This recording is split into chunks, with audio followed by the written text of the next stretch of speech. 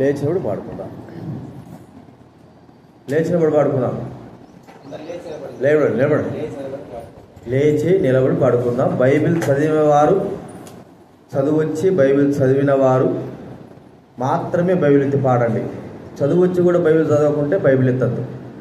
గ్రంథ వాగ్దానంబులన్ని నావే, ప్రతి అధ్యాయము వరుస వచనము, తన దివ్య ప్రేమ వాగ్దానంబులో, గ్రంథ వాగ్దానంబులన్ని నావే.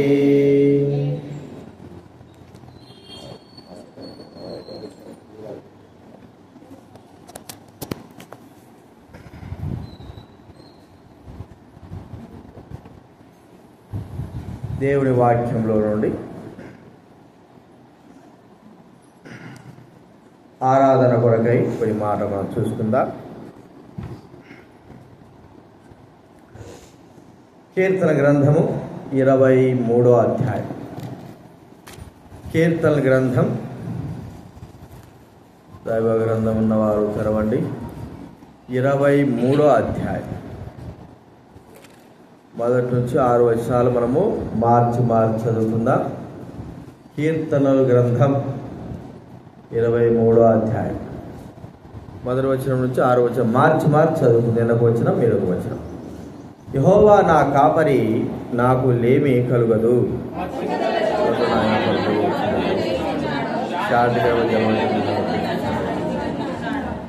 నా ప్రాణమునకు ఆయన సేద తీర్చుచున్నాడు, తన నామం బట్టి నీతి మార్గములో నన్ను నడిపించుచున్నాడు.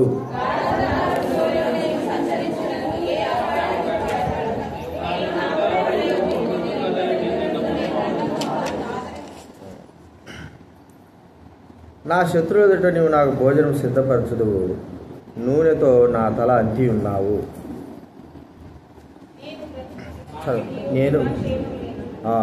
నేను బ్రతుకు దినములన్నీ కృపాక్షేములే నా వెంటవచ్చు, చిరకాలం యెహోవా మందిరములో నేను నివాసము చేశాను. దావీదు మహారాజు తనకు మరి గొర్రెల మందకు ఉన్నటువంటి అనుబంధం మనకు బాగా తెలుసు. అదే విధానంలో దేవునికి తనకు ఉన్నటువంటి ఆ గొప్ప అనుబంధం కూడా దావీదు మహారాజు గ్రహిస్తూ వచ్చాడు. మరి దైవ గ్రంథంలో వ్రాయబడిన మాట ఏంటంటే, యెహోవా నా కాపరి. ఆయన కాపరి అయితే మనమందరం ఎవరమే? గొర్రెల. అనగా ఆయన మేపేటట్టు గొర్రెల. యేసుక్రీస్తు వారికి మరి 3 మంచి పేర్లున్నాయి కాపరి సంబంధంగా. చెప్పండి, ఒక పేరు ఏమన్నా ఉంటే మీకు గుర్తుకుంటుంది.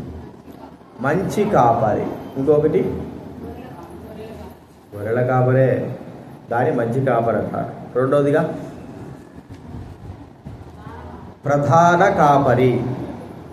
మూడోదిగా తప్పకుండా గొప్ప కాపరి కదండి. మంచి కాపరి, ప్రధాన కాపరి, గొప్ప కాపరి. ఈ 3 విధాలైనటువంటి పేర్లు ప్రభువుకు, యేసుక్రీస్తు వారికి ఉన్నాయి. ఆయన మేపేటువంటి గొర్రెల, ఆయన మనం పుట్టించను, మనం ఆయన ప్రజలము, ఆయన మేపు గొర్రెలని వాక్యంలో వ్రాయబడింది. ఇంకా స్పష్టంగా చదవాలంటే యెహెజ్కేలు గ్రంథం చూడండి. యెహెజ్కేలు గ్రంథం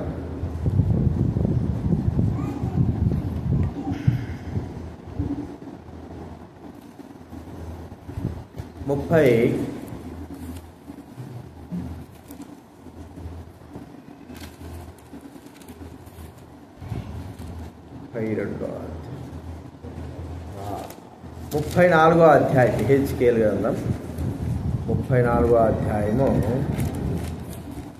మాట వాక్యంలో 31వ వచనం చదవండి ఎవరైనా. యెహెజ్కేలు గ్రంథం బైబిల్ మధ్యలో నుంచి 717వ పేజీ. 34. నా గొర్రెలను నేను మేపుచున్న గొర్రెలకు మీరు మనుష్యులు. ఏమిటంటే చాలు మనము నా గొర్రెలకు మీరు ఎవరండి? మనుషులు అని చెప్తున్నాడు. కాబట్టి దేవునికి, ఆ కాపరికి, గొర్రెల మందకు చాలా సన్నిహిత సంబంధం అనేది ఉంది.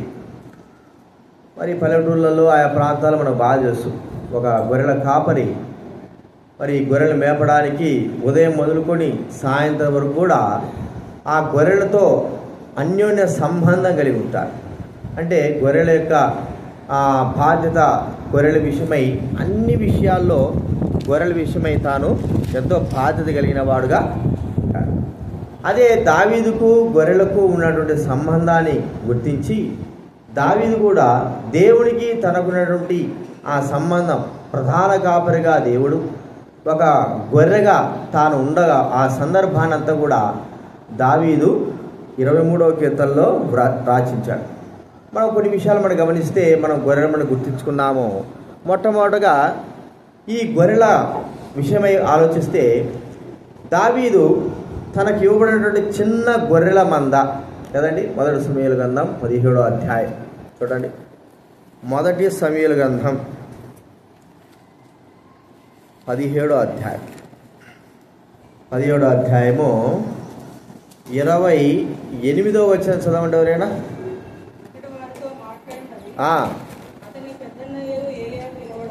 వినబడగా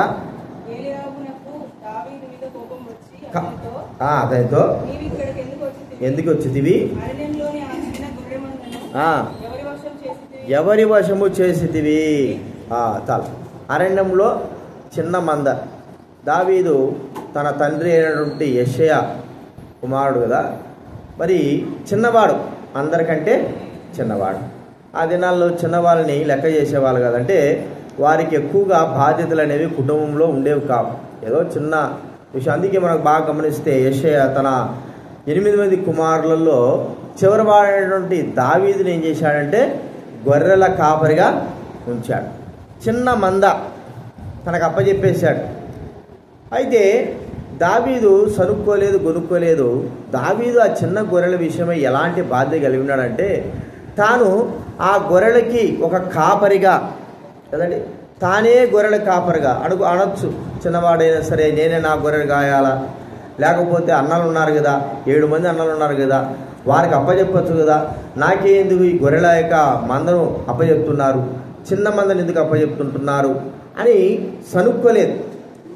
ప్రియమైన వారు ఇక్కడ మాకు గమనిస్తే ఆ గొర్రెలకు తాను ఒక కాపరిగా ఉండడానికి ఇష్టపడ్డాడు. ఆలోచించవచ్చు. తన అన్నలైన వారు ఏం చేశారంటే ముగ్గురు, మరి 2 అన్నలు యుద్ధానికి వెళ్ళి యుద్ధవీరులుగా ఉన్నారు. తాను కూడా ఆ స్థానానికి వెళ్ళడానికి ఇష్టపడేవాడే. కానీ తండ్రి చేత అప్పబడినటువంటి ఆ గొర్రెల మందకు తాను కాపరిగా ఉంటూ వచ్చాడు. ఇక్కడ మనం చూస్తూ ఉంటే ఇష్టపూర్వకంగా దావీదు తన సొంత గొర్రెలకు కాపరిగా ఉండడానికి ఇష్టపడ్డాడు. మరి మన ప్రధాన కాపరి ఎవరు? ప్రభు అయిన యేసుక్రీస్తు వారు. మరి తండ్రి అయిన దేవుని చేత ప్రభు అయిన యేసుక్రీస్తు వారి లోకంలోకి పంపబడి మనకు కాపరిగా ఉండడానికి, ఇష్టమైన కాపరిగా, మంచి కాపరిగా ఉండడానికి ఆయన ఇష్టపడ్డాడు. బైబిల్ గ్రంథంలో ఒక మాట మనకు వాక్యం రాబడింది. యోహాను సువార్త 10వ అధ్యాయం చూడండి. యోహాను సువార్త 10వ అధ్యాయం 11వ వచనం దయచేసి చదవండి ఎవరైనా. నేను గొర్రెలకు మంచి కాపరిని. చాలు చాలు చాలు. గొర్రెలకు మంచి కాపరిగా ఉండడానికి కొరకై తన గొర్రెలైనటువంటి మనల్ని మరి ఆయన ఒక కాపరిగా ఉండి మనల్ని నడిపించడానికి కొరకై ఇష్టపూర్వకంగా ఈ లోకంలో జన్మించినటువంటి ప్రభు అయిన దేవుడు. ప్రియమైన వాళ్ళరా, ఎందుకు ఆయన మనకే గొర్రెల కాపరిగా ఉండాల్సి వచ్చిందంటే మన విషయమై ఆ గొర్రెల మంద, అంటే ఇక్కడ మనం ఆలోచిస్తే గొర్రెల మంద అనేటువంటి మన విషయమై ఆయన శ్రద్ధ వహించిన వాడుగా, తానే గొర్రెల కాపరిగా ఉండడానికి కొరకై, మనల్ని పోషించడానికి కొరకై, మన యొక్క బాధ్యత అంతా కూడా వహించుకోవడానికి కొరకై ఆ ప్రభు అయిన దేవుడు తన కుమారుడైన యేసుక్రీస్తు వారిని ఈ లోకంలోకి పంపినాడు. తండ్రి అయిన దేవుని దగ్గర అనేకమైన పరిచారకులు ఉన్నారు. దూతలు ఉన్నారు, కెరూబులు ఉన్నారు, సెరూబులు ఉన్నారు, ఇంకా ఎన్నో దూతలు ఉన్నారు. అయితే ఏ దూతకు కానీ ఏ కెరూబులకు కానీ ఎంత శక్తులు ఎవరికి కూడా ఇలాంటి యొక్క బాధ్యతను అప్పచెప్పడానికి తండ్రి అయిన దేవుడు మరి ఇష్టపడలా. కేవలము మరి తన కుమారుడైన యేసుక్రీస్తు వారిని గొర్రెల మందగా, గొర్రెల కాపరిగా ఈ లోకంలోకి మన కొరకై పంపించాడు. మనకు ఆలోచించవచ్చు. యోసేపు విషయంలో కూడా గమనిస్తే తన అన్నలైన వారు గొర్రెలు కాసుకుంటూ వెళ్ళారు. యోసేపు మరి యాకోబు పంపించాడు, అయ్యా యోసేపు మీ అన్నలు గొర్రెలు కాసుకోవడానికి వెళ్ళారు, వారి యోగక్షేమం తెలుసుకోవడానికి నువ్వు బయరాపో అన్నాడు. మరి యోసేపు ఇష్టపూర్వకంగా వెళ్ళాడు. మరి యాకోబు దగ్గర పని మనుషులు లేరనా, దాసులు లేరనా, చెబితే పని చేయలేని వారు ఉన్నారా? ఎంతోమంది ఉన్నారు, దాసులు దాసురాలు ఉన్నారు. ఆయన యాకోబు ఒక మాట చెప్తే మరి యాకోబు యొక్క కుమారుడు యొక్క భద్రత వారు ఎలా ఉన్నారో ఆ సమాచారం అంతా కూడా తీసుకురాగలిగేటువంటి దాసులైన వారు చాలామంది ఉన్నారు. కానీ తన కుమారుడైనటువంటి చివరి కుమారుడు యోసేపుకే ఆ పని బాధ్యతను అప్పగించిన వాడుగా మనము చూస్తూ ఉంటున్నాం. మరి ఇదే విధంగా దావీదు విషయంలో కూడా జరిగింది. దావీదు కూడా యెషయా కూడా ఏం చేశాడంటే, అయ్యా మరి మీ అన్నలు ఇద్దరు కూడా యుద్ధంలో ఉన్నారు, వారిని నువ్వేం చేయాలా, వారి యోగక్షేమాలు తీసుకురావాలి.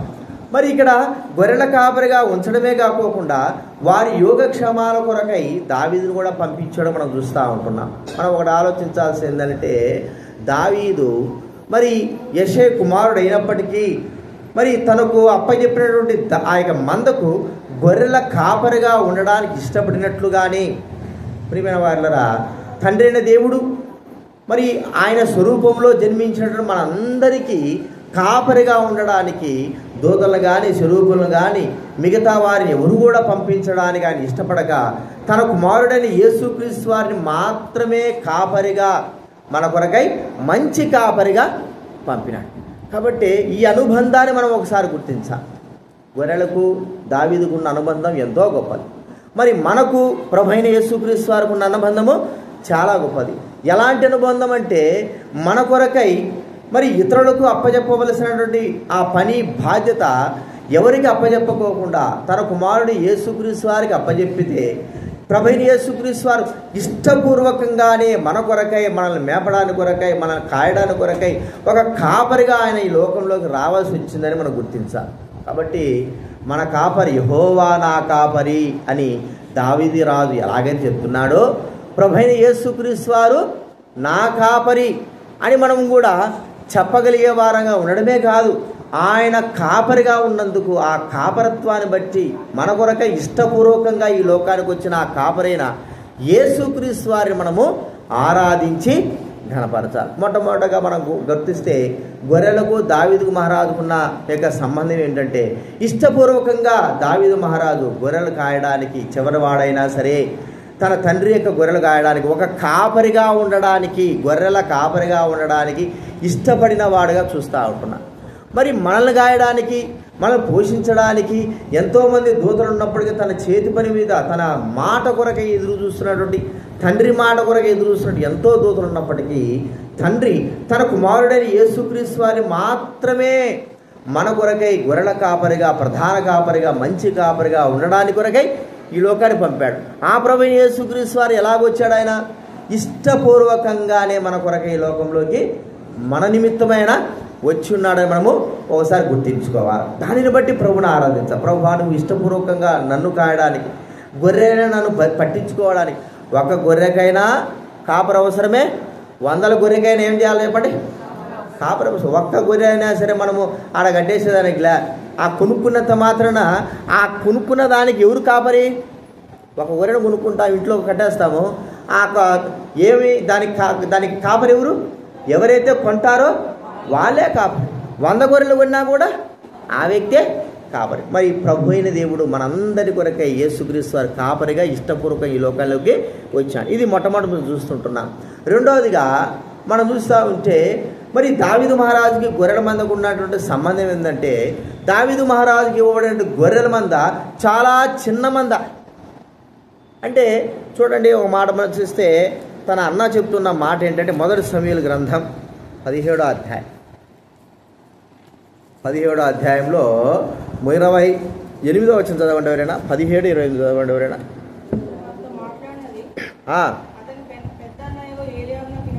వినబడగా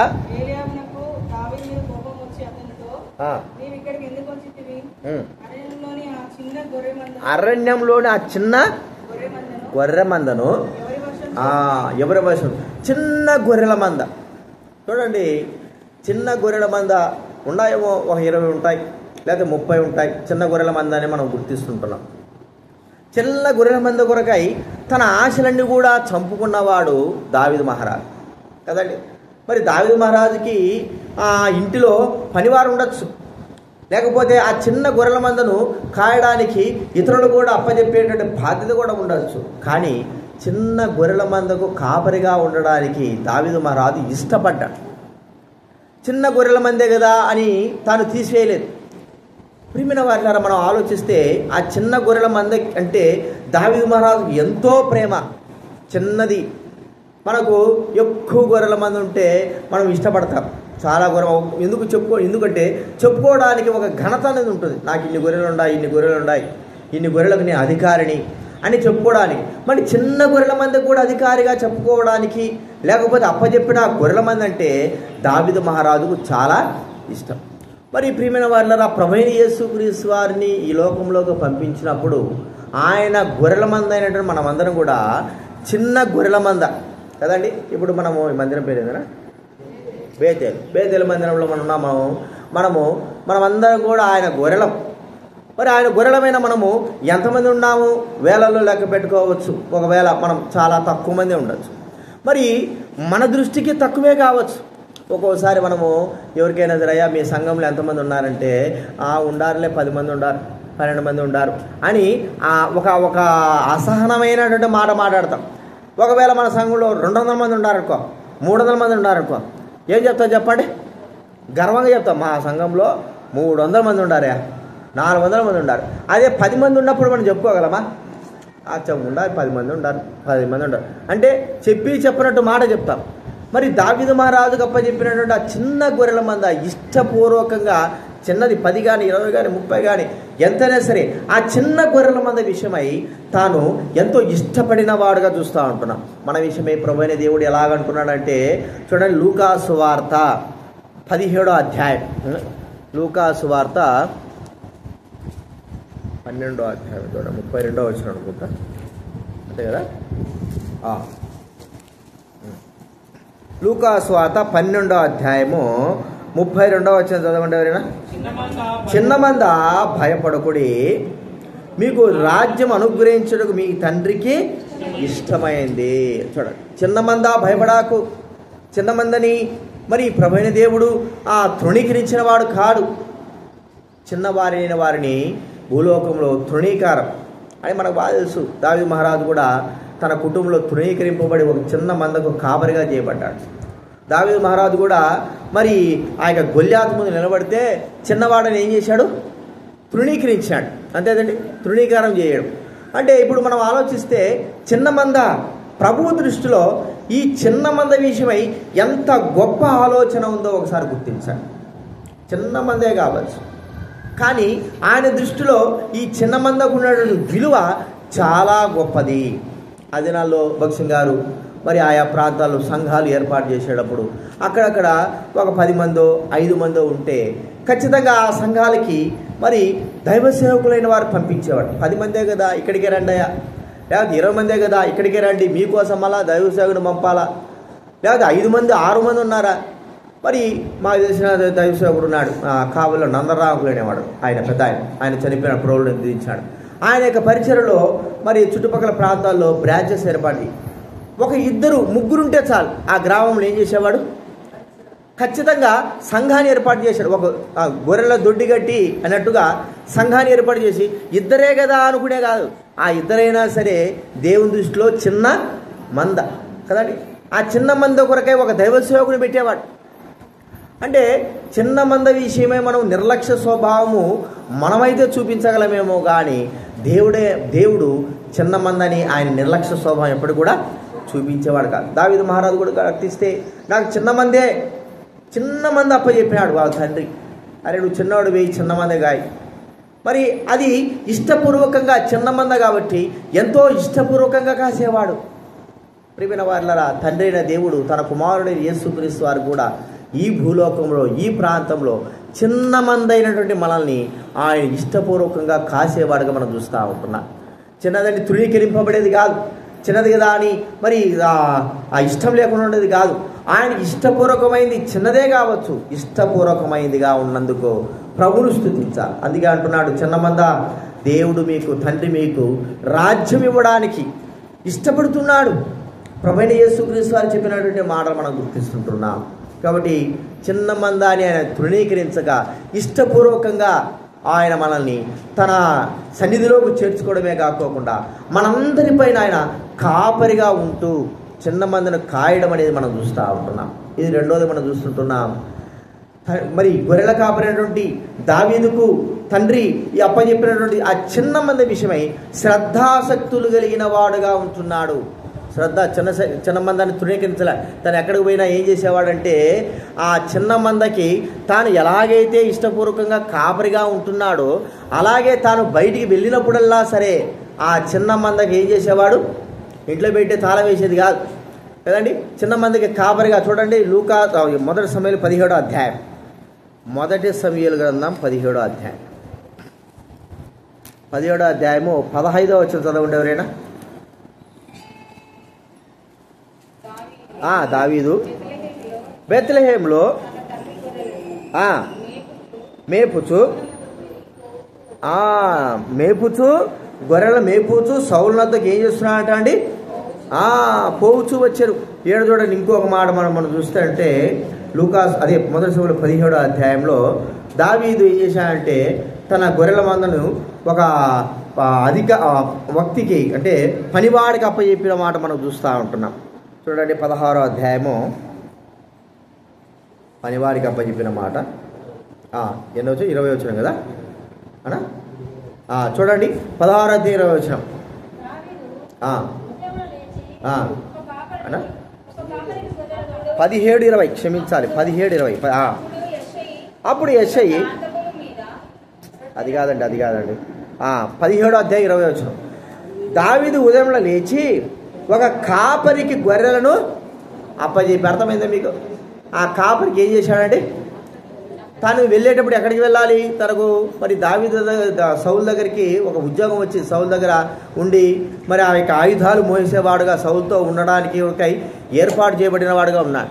చిన్న మందా కదా అని వదిలిపెట్టలా.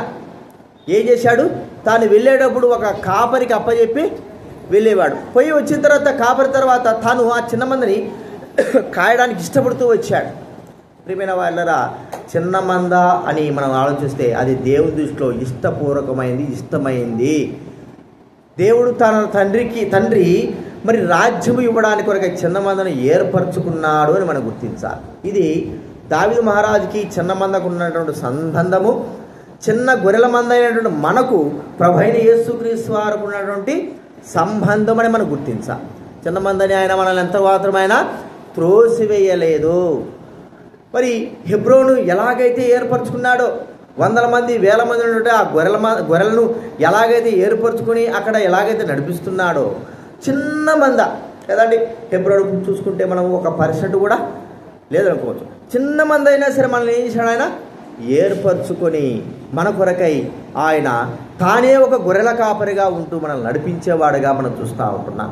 ఇది రెండోది మనం చూస్తూ ఉంటున్నాం. మూడోది మనం చూస్తూ ఉంటే ఈ యొక్క చిన్న మంద విషయమై మనం ఆలోచిస్తే దావీదుకు ఆ గొర్రెల మంద సర్వస్వం అయిపోయింది. ఆలోచించినారా? తండ్రి యెషై తనకు గొర్రెల మంద అప్పచెప్తే ఆ గొర్రెల మందే తనకు సర్వస్వం. మరి చిన్నప్పటి నుంచి అప్పుడు చదువు సందలు ఏం లేవు కదా, సామాన్యంగా లేవు, ఎక్కువగా రాజు లేదా పండితులు చదువుకునేవాళ్ళు. ఒకవేళ ఒక వయసు వచ్చేంత వరకు 15, 16 సంవత్సరాలు వచ్చేంత వరకు ఉండించి తర్వాత వారిని గొర్రెలు కాయడానికి కొరకే పంపించేవారు. వారు గొర్రెలు కాస్తూ వచ్చేవారు. ప్రియమైన వాళ్ళరా, అదే దావీదుకు ఒక సర్వస్వము. అంటే ఆ గొర్రెల మందే తనకు ఒక ప్రపంచము అనేది మనం చూస్తూ ఉంటాం. ఆ గొర్రెల మంద కొరకే తాను ఏమైనా చేయగలిగిన వాడుగా చూస్తూ ఉంటున్నాం. ఒక మాట మనకు తెలుసు, చిన్న గొర్రెల మంద తండ్రి అప్పచెప్తే సర్వస్వమైనటువంటి ఆ గొర్రెల మంద కొరకై తన ప్రాణాలు పెట్టడానికి కూడా ఇష్టపడిన వాడు. అంతేనండి, తన సర్వస్వమైన ఆ యొక్క గొర్రెల మంద కొరకు ఏం చేశాడు, ప్రాణాలు పెట్టాడు. మన సందర్భం తెలుసు, లూకాసు వార్తలు మొదటి సమూయేలు గ్రంథంలో ఎక్కడ వ్రాయబడింది, మరి 17వ అధ్యాయంలో చూస్తే సౌలుతో చెప్తుంటున్నాడు దావీదు మహారాజు, అయ్యా మా నాయన నాకు గొర్రెల మంద అప్పచెప్పాడు, నేను అరణ్యంలోకి తీసుకుని వెళ్తే గొర్రెల మంద చిన్న గొర్రెల మందే కనబడినప్పుడు అక్కడ మరి సింహం వచ్చింది, ఎలుగుబట్టి వచ్చింది. ప్రియమైన వారలారా, ఈ రెండు కలిపి మరి ఆ గొర్రెను, ఒక గొర్రె పిల్లను ఎత్తుకోబోతా ఉన్నాయి. మరి నా సర్వస్వము నాకు అప్పచెప్పినట్టు నా తండ్రి చిన్న గొర్రెల మంద ఒక్కడి పోతే ఏమైందిలే అని అనుకోలేదు, కానీ నా ప్రాణాలు తెగించి ఆ యొక్క సింహాన్ని, ఎలుగుబట్టిని ఏం చేశాను? చంపివేసిన. ఒక్కడి పోతే ఏమైంది చెప్పండి? ఒకటి పోతే పోగాదు, ఆ ఒక్కటే ఆ ఆ దావీదుకు ఎంతో ప్రాణం, అంటే సర్వం. ఆ ఒక్కదాని కొరకై తన ప్రాణాలు కూడా ఇవ్వడానికి కూడా తాను ఏం చేశాడు? వెనుదిరగలేదని మనం చూస్తూ ఉంటాం. అంటే గొర్రెల మంద అంటే తనకు ఎంత ప్రాణమో ఎంత సర్వమో మనం ఒకసారి గుర్తించుకోవాలి. మరి ఈ గొర్రెల మంద అంటే మన విషయమై, మన ప్రధాన కాపరి విషయమై ఎలాంటి యొక్క ఆలోచన మనం ఆలోచించాలి? ఆయన మన కొరకే తన సర్వస్వాన్ని ఏం చేశాడు చెప్పండి? ధారపోసాడు. బైబిల్ గ్రంథంలో ఉంది, ఆయన ధనవంతుడండి మన నిమిత్తమైన దరిద్రుడైన ఒక మాట వాక్యం రాయబడి, ఆయన తన సర్వస్వం అనగా ఈ భూలోకంలో తన సర్వస్వం కూడా అర్పగించాడు. ఒక మాట చెప్పుకోవాలంటే మన కొరకై తన ప్రాణాన్ని అప్పగించాడు. సంఘం కొరకు బైబిల్ గ్రంథంలో ఉంది, వాక్యంలో ప్రకటన గ్రంథం 5వ అధ్యాయం 10వ వచనంలో ప్రతి జనము కొరకు, ఆయా భాష మాట్లాడేవారి కొరకు, అందరి కొరకై ప్రభువైన యేసుక్రీస్తు వారు తన ప్రాణాన్ని అర్పించిన వాడుగా చూస్తూ ఉంటున్నాం. ఇది మనం గుర్తించుకోవాలి. ప్రభువైన యేసుక్రీస్తు వారికి మరి కాపరికి మన గొర్రెల మంద మనకున్న సంబంధం ఏమిటంటే, ఆ ప్రభువైన యేసుక్రీస్తు వారు తన సర్వస్వాన్ని మన కొరకై ఇచ్చివేసినాడు. కొంత కూడా ఉంచుకోలేదు, ఎంత కూడా అప్పచెప్పేసినాడు, తన ప్రాణాన్ని అర్పించేసినాడు. దావీదు మహారాజు ఎలాగైతే ప్రాణాన్ని తెగించి ఆ గొర్రెల మందలో ఉన్నటువంటి గొర్రె పిల్లను సింహం నోటి నుంచి, ఎలుగుబట్టి నోటి నుంచి ఎలాగైతే విడిపించినాడో, ఎలాగైతే కాపాడాడు, రక్తము కారినప్పటికీ ఒకవేళ దావీదు మహారాజు చనిపోలేదు కానీ గొర్రె కొరకై. అయితే గొర్రెల మందైన మన కొరకై మన కాపరైన ప్రభు అయిన దేవుడు ఏం చేశాడండి? చనిపోయినాడు, ప్రాణాలు అర్పించినాడు, సంపూర్ణంగా తనను తాను అర్పించుకున్నాడు, తనను తానే అర్పణగా బలిగా అర్పించుకున్నాడు. అంటే ఎంత ప్రేమ లేకపోతే గొర్రెల మంద అయినటువంటి మన విషయమే ఒకసారి గుర్తించుకుందాం. ప్రాణించవలసినంత అవసరం ఉందా? అవసరం లేదు. మరి దావీదు ఆ గొర్రెలకు ఒక్క గొర్రెపిల్ల కొరకు సెరుగుమిటితో సింహంతో పోట్లాడవలసినంత అవసరం ఉందా? లేదు. పోతే పోనీలే. వాక్యంలో రాయబడింది, తోడేలు వచ్చిన తర్వాత మరి ఆ గొర్రెలు చెదిరిపోతూ ఉంటే ఆ గొర్రెల కాపరి అంటే జీతగాడైన కాపరి ఏం చేశాడండి? అవి తనది కాదన్నట్టు, అదే కదా యోహాను సువార్త 10వ అధ్యాయంలో మాట చూడండి, తనవి కానట్టు అతను 12వ వచనం, యోహాను సువార్త 10వ అధ్యాయం 12వ వచనం చదవడం.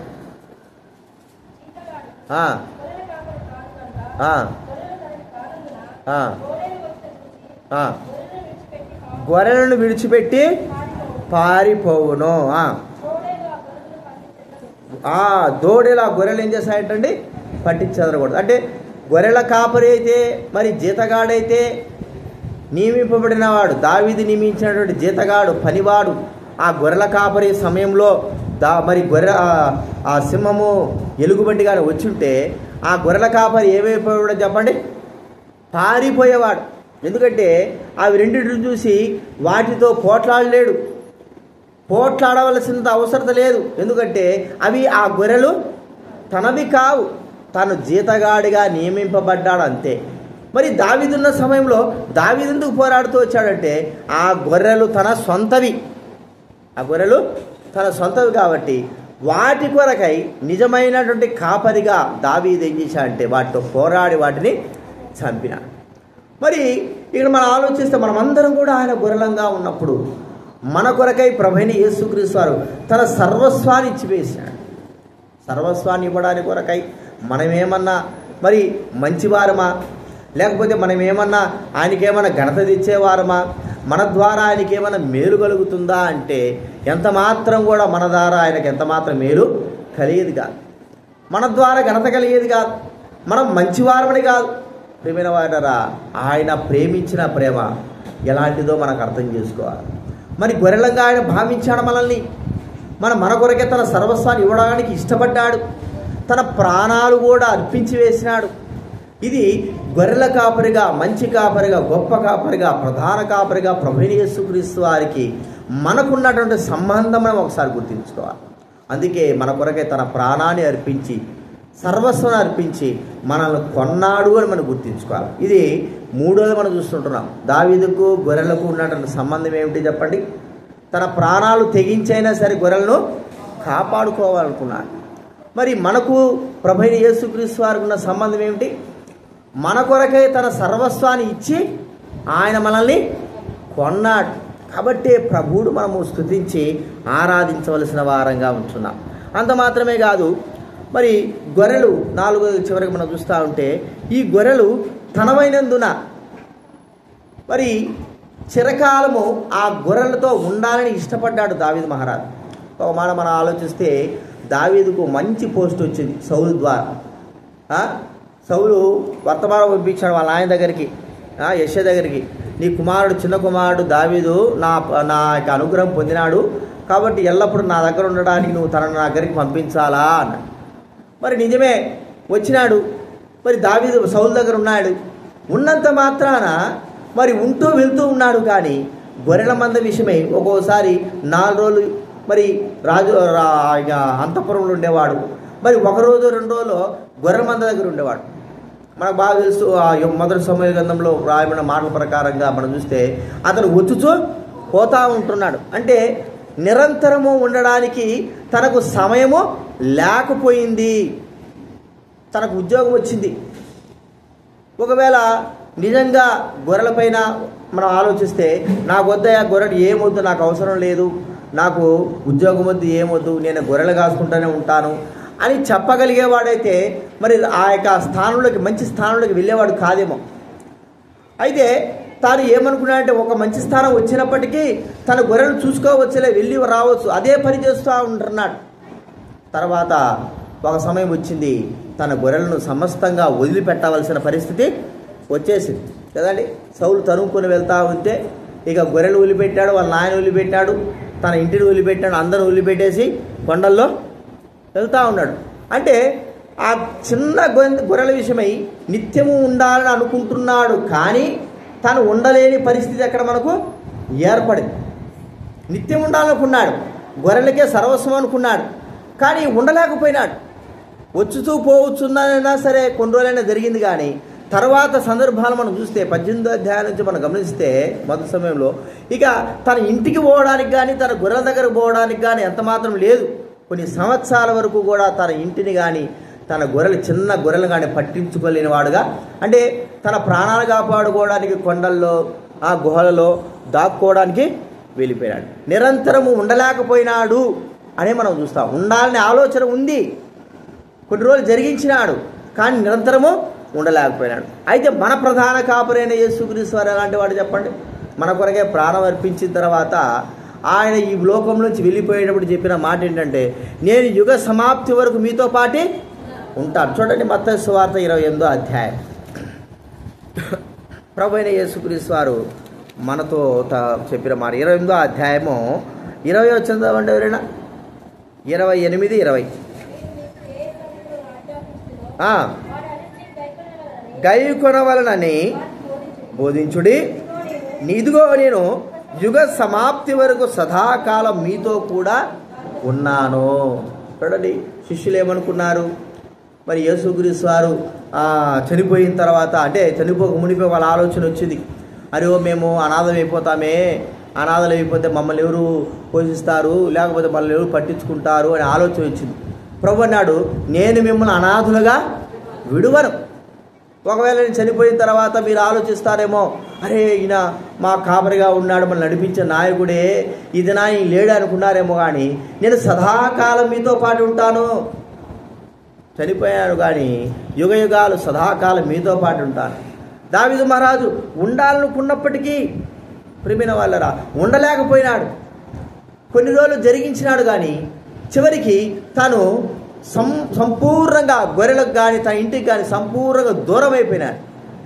తన ఇల్లే పట్టించుకోలేదు. తన ప్రాణం కాపాడుకోవడానికి గుహలలో తిరుగుతూ వచ్చాడు, కొన్ని సంవత్సరాలు తిరుగుతూ వచ్చాడు. చూడండి, ఆలోచన ఉంది. ఏది? గొర్రెల కాపరిగా నేను మరి ఆ చిన్న గొర్రెలను చూసుకోవాలా, ఈ స్థానం వచ్చినంత మాత్రం ఈ గొర్రెలు మర్చిపోకూడదు. కాపరికి అప్పచెప్పేసి, పనివాడికి అప్పచెప్పేసి తన పని చూసుకుని వస్తూ పోతూ ఉన్నాడు. ఇది కొన్ని రోజులు జరిగింది. తర్వాత ఇక అసలుకే ఏమైపోయింది, తన గొర్రెల మందనే పట్టించుకోలేనటువంటి సమయం వచ్చేసింది. కానీ మన కాపరి అలాంటి వాడు చెప్పండి? ప్రాణం ఇచ్చినాడు, చనిపోయినాడు అనుకున్నాము, కానీ ఆయన సజీవుడై ఉండి యుగాంతం వరకు కూడా మనతో పాటు ఉండి మనల్ని కాస్తూ ఉండేవాడుగా మనం చూస్తూ ఉంటున్నాం. సజీవుడు. చనిపోయినాడు, శిష్యులు అదే అనుకున్నారు. మరి ఆయన వెళ్ళిపోయినాడు కదా, మా పరిస్థితి ఏంటంటే ప్రభువు అన్నాడు, నేను మిమ్మల్ని అనాథలుగా విడవను, మీతో పాటు ఉంటాను. మన కాపరి మనల్ని అనాథలుగా విడిచేవాడు కాదు, మనతో పాటు ఉండేవాడే. యెషయా తన గొర్రెలను మరి తన కుమారుడికి అప్పచెప్తే పరిస్థితులను బట్టి దావీదు మహారాజు వెళ్ళిపోయి పనివాడికి అప్పచెప్పాల్సి వచ్చింది. తన గొర్రెలు కూడా కాసుకోలేని పరిస్థితి ఏర్పడింది. మరి పనివాడు ఎలాగ పెంచాడో మనకు తెలియదు. అయితే మన ప్రభు అయిన యేసుక్రీస్తు వారు ప్రధాన కాపరి చనిపోయి సమాజీవుడు తిరిగి లేచిన తర్వాత ఆయన యుగాంత వరకు సదాకాలము మనకు కాపరిగా ఉంటూనే ఉన్నాడు. కాబట్టే ప్రభువును మనం స్తుతించాలి. కాబట్టి దావీదు మహారాజుకు గొర్రెలకి ఉన్న సంబంధం మన బాధ తెలిసిపోయింది. మనకు ప్రభు యేసుక్రీస్తు వారికి ఉన్న సంబంధం కూడా మనకు అర్థమైంది. మొట్టమొదటిగా ఏం చూస్తూ వచ్చాను చెప్పండి? మొట్టమొదటిగా దావీదు మహారాజు ఆ గొర్రెలు తనవని గుర్తించాడు. అంటే నేనే వీటికి గొర్రెల కాపరిగా ఉండాలి. తన పనివారిని పెట్టడానికి ఇష్టపడలేదు, లేకపోతే తండ్రి పనివారిని పెట్టుకోవడానికి ఇష్టపడలేదు. తన సొంత కుమారుడు దావీదునే తన చిన్న గొర్రెల మందకి కాపరిగా ఉంచాడు. దావీదు కూడా అన్నాడు, ఈ గొర్రెల కాపరికి నేనే గొర్రెలు కాయాలి, ఎందుకంటే నా తండ్రి అప్పచెప్పాడు. తన సొంత గొర్రెలు అన్నట్టుగా తానే ఒక గొర్రెల కాపరిగా మరి భావించుకున్నాడు. మరి ప్రభువైన యేసుక్రీస్తు వారు కూడా ఆయన తన కుమారుడైన యేసుక్రీస్తు వారిని తండ్రి అయిన దేవుడు మనకు ఒక కాపరిగానే పంపించాడు. అందరం పంపించవచ్చు.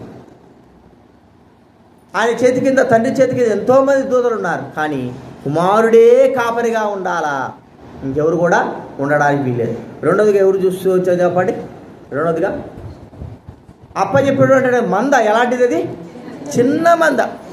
దావీదు మహారాజు ఈ చిన్న మంద కదా అనుకోలేదు.